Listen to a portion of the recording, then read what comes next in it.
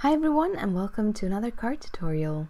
In today's card tutorial I'm going to show you how to use alpha stamps as your custom sentiment. I'm also going to show you how I color up this little crokisses with some colored pencils, and I love doing pencil work on toned paper. So today I am using some gravel gray ink onto some cement gray cardstock.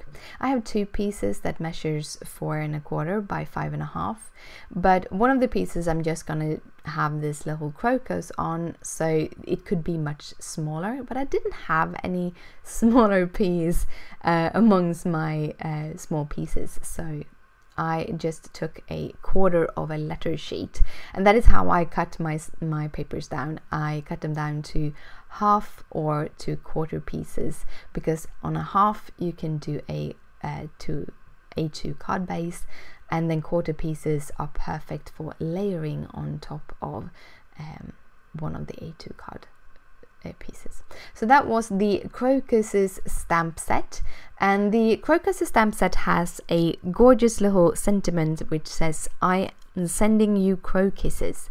However, I wanted a big bold sentiment on this, and I really loved the crokisses word, so I decided, well, I have these wonderful alpha stamp sets, and I really wanted to make the sentiment out of this. By the way, this is my monthly feature for createasmilestamps, so all the stamps and all the enamel dots that I'm using for this card is by createasmilestamps, and all the other products will be listed in the description down below and on my blog. So I start out with this little ampersand. I have measured about, I would say, 1/3 in from the right side, and this is because I did stamp everything up on a piece of copy paper, and I discovered that sentiment takes up about 2/3 of a card, and the flower takes up about 1/3 of the card. So then I wanted it to be centered in the middle of the 2/3. So I started with the ampersand. I added a little bit of a line so that I could make this sort of straight. It's not important for me to have them straight, but you could use something like a Minimisty or similar. They would help you kind of line these stamps up, but I do it by eye, and I'm starting with the middle. In this case, with the hugs, it's four letters. Started with a U, went to the G and S, and then back to the H. It's always easier to write a word from the beginning to the end. But if you are doing like me and you want it centered, then you want to start in the middle, and then a pre-stamped image above, or a just written word makes it a lot easier, because then you don't miss any letters. But I start from the middle, and I start with the I, so the SS is much easier to line up, and I'm kind of playing around with making them go in kind of an uneven order, which didn't really pan out, but I kind of liked how they lined up anyhow. So with the sentiment done, I'm just erasing that kind of pen line, so you can't see that I centered it with the help of lines, and then I'm going off to play with this flower. Now I'm using a bunch of whites that you see here and some colors. I will list all the colors that I've used in the description down below. But what I'm doing is I'm using some grays, just simple, I think this is Payne's gray, and I'm kind of adding some shadows, and I'm going very lightly with a very kind of sharpened pen, and I go in teeny tiny little circles. I've sped up this about 4 times because otherwise you would get super bored, I promise you. Then I'm going in, the next pen I'm using is one of the warm grays. I don't have the exact number right now, but as I said, it will be in the description down below. But I basically took a mid-tone gray. That was kind of the choice.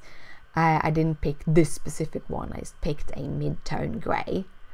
And to finish it off, after I kind of, okay, this is how much I want my mid-tones to cover, I'm going in with a lighter gray, and what I'm doing is I'm kind of overlapping the lighter tone on top of the darker tones, because I'm using Faber Castell pencils most of the time, and one of the reasons is because if you have a very light hand, you can actually add a lot of layers. And when I build up dimension, layers is very important to me. I want to make as many layers as possible. In this case, I actually ended up doing just about 3 layers, and I didn't push down, I didn't burnish everything, because I kind of liked how it ended up.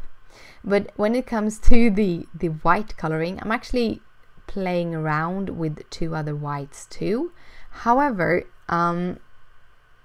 that is also a thing. When you're working with Faber Castell pencils, as I said, you can have much more layers. I'm trying to play around with, this is a Luminous by Cadmium, and I also have a Prismacolor pencil. The big problem I felt, in this case, I was actually going to use them as my burnishing pens because you can't really layer that good over top of them.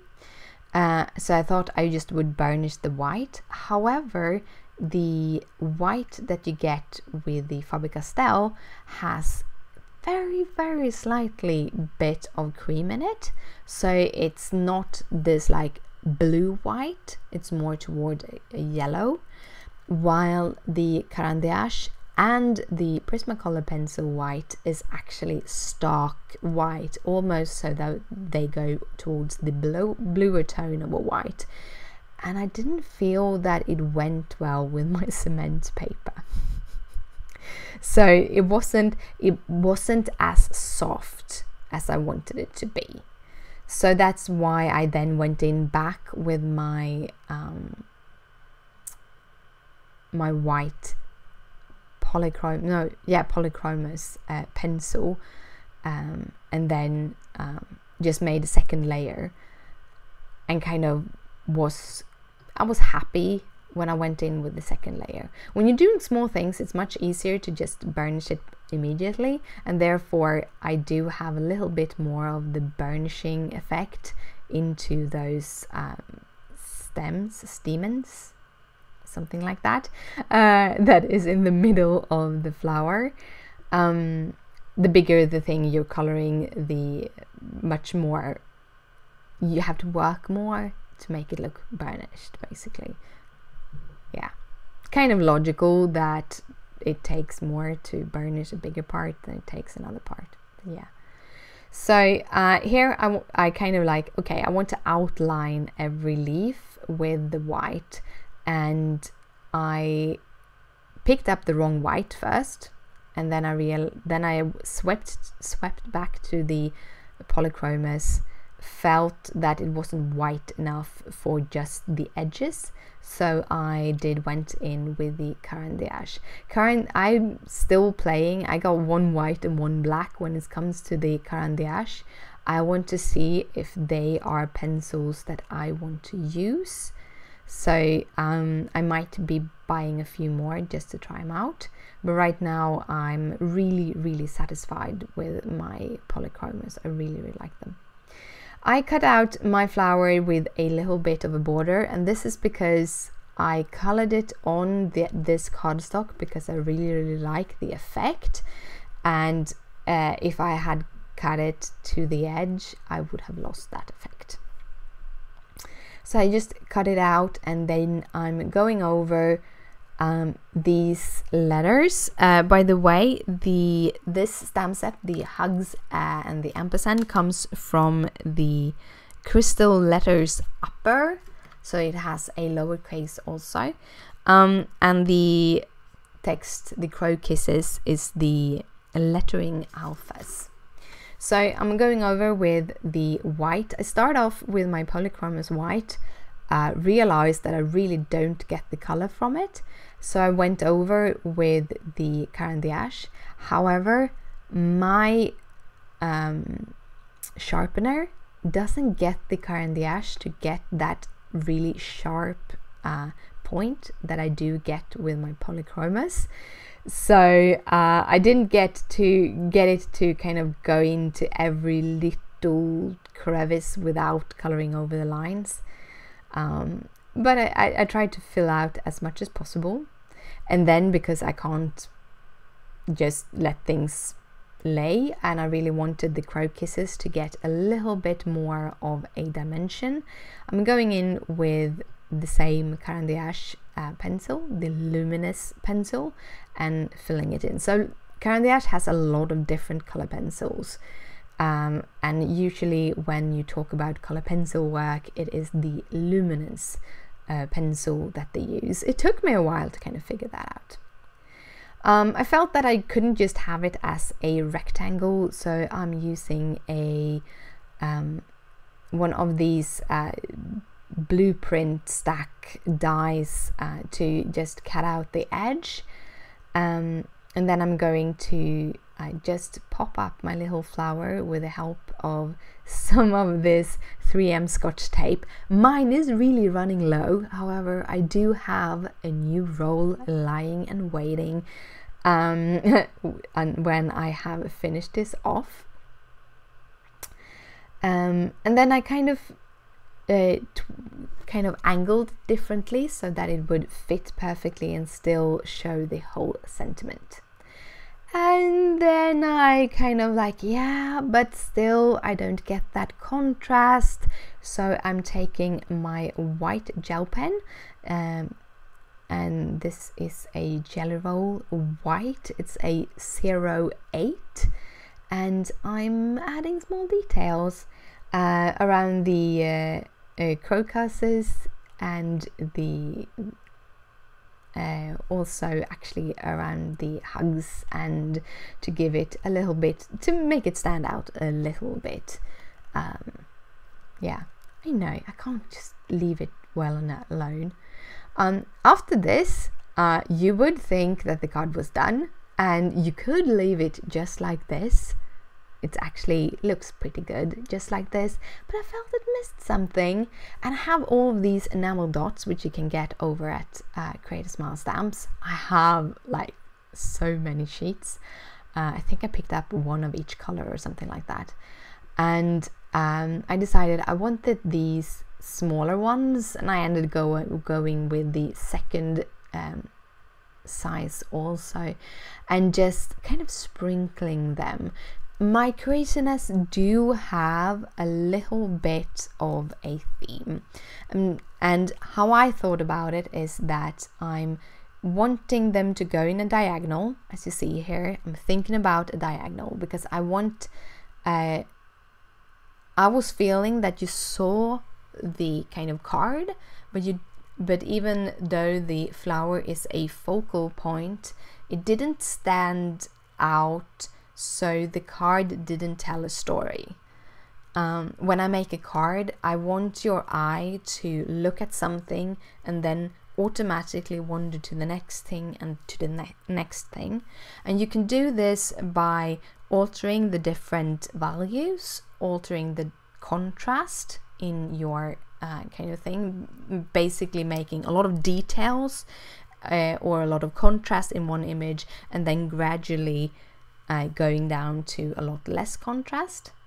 Or you can do as I do here, when I kind of realized that all of these had the same depth, the same contrast, and nothing really stood out, I kind of chose to look among these little enamel dots, and I decided, well, I am going to let my sprinkles of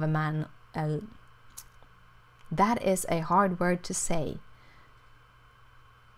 Enamel? Okay. Those dots.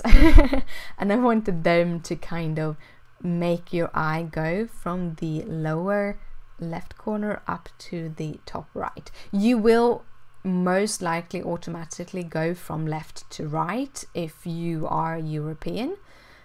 I know that in some countries you do read from the other direction, but most people in the world do read from left to right, and therefore your eye will automatically be drawn that way. So I always try to make it that you look that in that direction, but here I get this like from the lower to the top. So yeah, that was kind of the idea behind those. And to finish off the card, I took this, which is a very light grey cardstock. I think it's Simon's stamp.